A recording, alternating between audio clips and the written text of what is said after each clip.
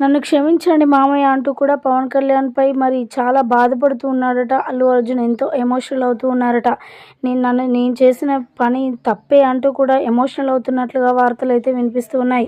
మరి మొత్తానికైతే మరి అల్లు అర్జున్ ఇలా చేయడం అయితే కరెక్ట్ కాదు.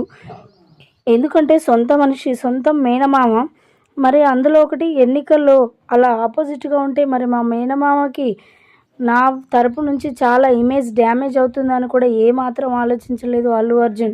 మరి తన వెనకాల ఎవరున్నారు, తనని ఎవరు నడిపించారు అలా అనేది అయితే అధికారికంగా ప్రకటింపబడలేదు.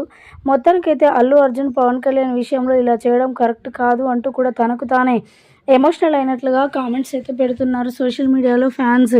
మరి తన దగ్గరికి వెళ్తాడా, పవన్ కళ్యాణ్ దగ్గరికి వెళ్తాడా, లేదంటే ఫోన్ చేస్తాడా అనేది విషయం అయితే ఇంతవరకు అయితే బయటపడలేదు. కానీ మొత్తానికైతే తనకు తానే చాలా ఎమోషనల్ అయినట్లుగా వార్తలు అయితే వినిపిస్తున్నాయి అల్లు అర్జున్.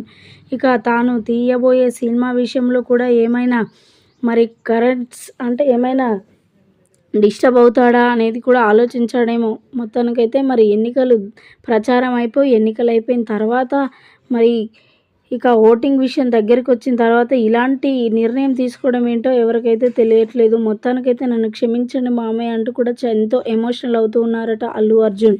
వీటికి సంబంధించిన విషయాలు సోషల్ మీడియాలో ప్రస్తుతం ఎంతో వైరల్ అవుతూ ఉన్నాయి.